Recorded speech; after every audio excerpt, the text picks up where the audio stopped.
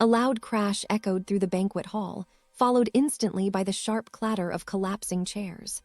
Amara spun around, heart jumping, her clipboard nearly slipping from her hand. Two decorators ran past her, shouting apologies. A stack of centerpieces had toppled over, scattering glass beads across the floor like marbles. The wedding rehearsal was falling apart, and Amara, the planner responsible for this entire high-profile event, was already running on 2 hours of sleep and pure determination. She knelt to help gather the beads, but before she could reach for the first one, another voice cut through the room, calm, deep, strained. "Leave it, Amara. You're doing too much." It was Ethan Lawson, the groom. His tie hung loose, like even it had given up. Amara stood slowly. "It's my job, Ethan. Everything needs to be perfect." "Perfect," he repeated softly, almost to himself. "Nothing about any of this is perfect." She opened her mouth to respond, but before she could, the bride-to-be swept in like a whirlwind of perfume and irritation. Vanessa's heels clicked with purpose, her eyes narrowing at Ethan. "Why are you wandering around? We have photos to take. You're messing up the schedule I sent you." Ethan didn't reply. Neither did Amara. Vanessa didn't notice the tension. She was too busy adjusting her hair in the nearest reflective surface. Amara forced herself to breathe. She needed this job. The largest wedding she'd ever handled. Millions of naira in budget. 2 celebrity families. If she executed it perfectly, her small planning company could become one of the biggest names in the city. But something about this wedding didn't feel right. Ethan rarely smiled. Vanessa rarely stopped complaining. And somehow, Amara was the invisible mediator between 2 people who didn't seem to like each other very much. Hours later, after the rehearsal ended and most of the vendors had left, Amara stayed behind to double-check the seating chart. Ethan remained too, packing the length of the hall with his hands buried in his pockets. "Long day?" Amara asked softly. He let out a humorless laugh. "Feels like a long life." She tried to lighten the mood. "Tomorrow is the big day, then you can finally breathe." He gave her a strange look, tired, searching, almost desperate. "That's the problem, Amara. Tomorrow feels like the day I stop breathing." Amara straightened. "Ethan, if you don't want to do this, you can." "I don't have a choice." She hesitated. "Everyone has a choice." "No," his voice cracked. "Not when your family's company is tied to an investor who insists you marry his daughter. Not when the influencer bride controls your public image. Not when she threatens to ruin your reputation if you walk away." Amara's pulse quickened. "What is she holding over you?" He looked away. "Something that doesn't matter anymore. Nothing matters anymore." Before Amara could process that, the hall door swung open. Vanessa stormed in, makeup half done, irritation sharp enough to slice through the air. "There you are," she snapped. "You left before the live stream. I waited 20 minutes. Do you know how many viewers we lost?" "I don't care," Ethan said flatly. Vanessa's mouth dropped. "Excuse me." "I said I don't care." She scoffed dramatically and stormed toward him. "You will care if I decide to tell everyone that." "Stop," Ethan's voice was cold. "Don't say another word." Vanessa's glare shifted to Amara. "What did you tell him? What are you filling his head with? You think being close to him gives you power." Amara stepped back. "I didn't say anything." "Liar," Vanessa hissed. "You're always hovering, always listening, always pretending to be innocent." Ethan moved quickly between them. "Enough, Vanessa. Amara has been nothing but professional." "Oh, please," Vanessa sneered. "Professional? She's obsessed with this wedding because it's her only chance at success. She wants to impress you. Maybe she thinks she has a chance with you." "Stop it," Ethan growled. But Vanessa leaned in, smile poisonous. "Maybe that's why he likes having you around him. Maybe." "Vanessa," Ethan stepped forward, voice low. "Leave now." Vanessa's eyes widened, stunned that he'd raised his voice. She spun around and stormed out, slamming the door behind her. Silence hovered for a moment before Ethan exhaled shakily. "I can't do this," he whispered. Amara gently placed the clipboard on a table. "Ethan," I know this is hard. No, he said, stepping closer. You don't understand. He ran a hand through his hair and looked at her like she was his last lifeline. If I go through with this wedding, my life is over. Amara swallowed. Then don't. He shook his head. My father will cut me off. The board will remove me. Vanessa will destroy everything I've built. Amara took a steadying breath. So what do you want? His answer came out so quietly, she almost didn't hear it. You. Amara froze. Ethan's voice broke. Marry me instead. Her heartbeat slammed in her chest. Ethan, that's not funny. I'm not joking. She stepped back. Ethan, I planned your wedding. I'm your employee. You can't just. I trust you, he said desperately.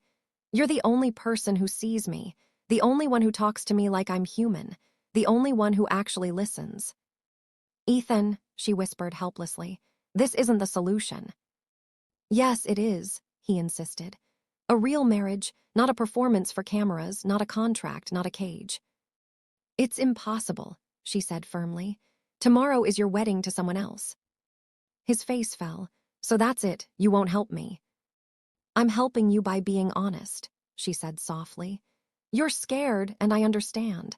But marrying me to escape Vanessa isn't the answer. You need to stand up for yourself. He stared at her for a long time before whispering, I thought you'd understand.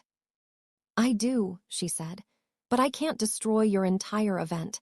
I can't destroy my career. And I can't let you ruin your life because you're desperate. Ethan's shoulders sagged.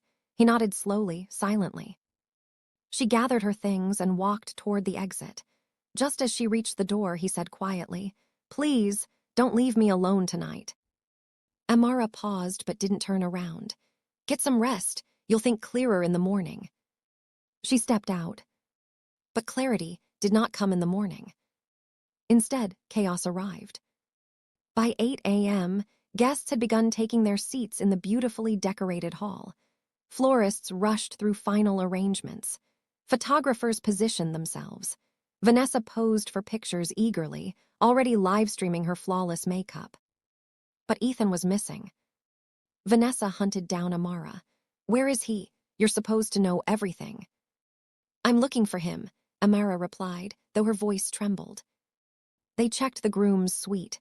Empty. They checked the gardens. Empty. His phone was off. Vanessa paced frantically, cursing under her breath. If he ruins this wedding, I swear. Her sentence was interrupted by the sound of doors opening. Ethan walked in. But something about him was different. His eyes were steady. His shoulders firm. He looked free. Vanessa ran to him. Where have you been? Everyone is waiting. Stop talking, Ethan said calmly. Gasps spread through the room. Vanessa blinked. What did you just say? I'm not marrying you. People murmured. Photographers raised their cameras. Vanessa laughed nervously. Very funny, now walk too. I'm not marrying you, he repeated loudly. Guests whispered louder. Vanessa's jaw dropped. You're embarrassing me, you can't do this. I can, Ethan said, and I will. You promise me, she shouted. No, he said. I agreed because you threatened me. I stayed because everyone wanted something from me, but I won't let fear control me anymore. The hall was dead silent. Vanessa pointed at Amara. This is her fault. She manipulated you. She wants your money. Amara shook her head quickly. I didn't. Enough, Ethan snapped. Amara did nothing wrong. She was the only person who treated me with respect.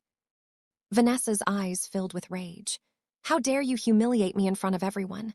I'll ruin you. I'll ruin both of you. Ethan took a deep breath. Go ahead. I'm done living for fear. Vanessa screamed, a sharp, fierce sound, and stormed out, pushing past guests. Several cameras followed her. The live stream captured everything. The wedding was over. Whispers filled the hall like a hive of bees. Amara slowly approached Ethan. Are you okay?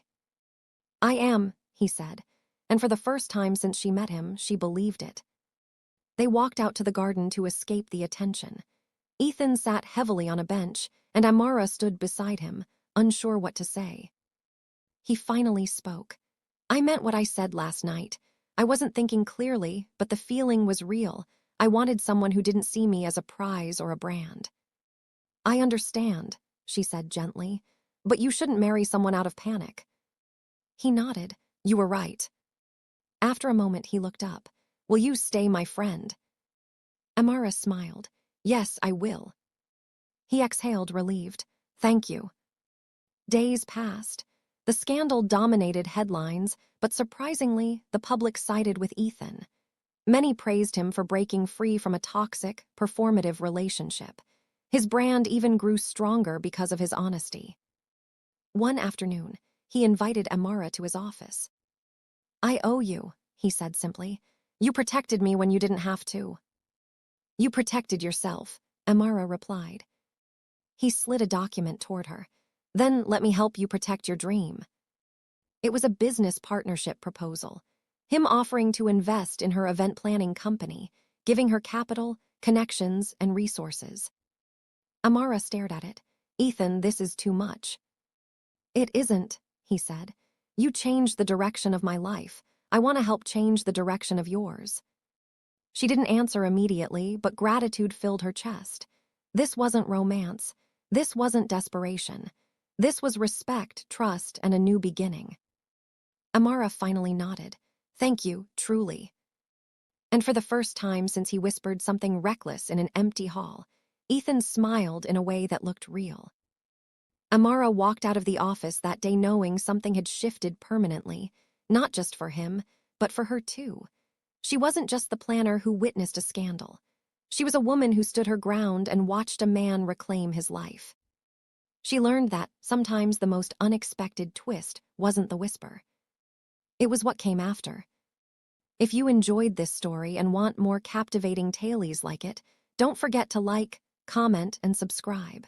Your support helps bring more stories to life.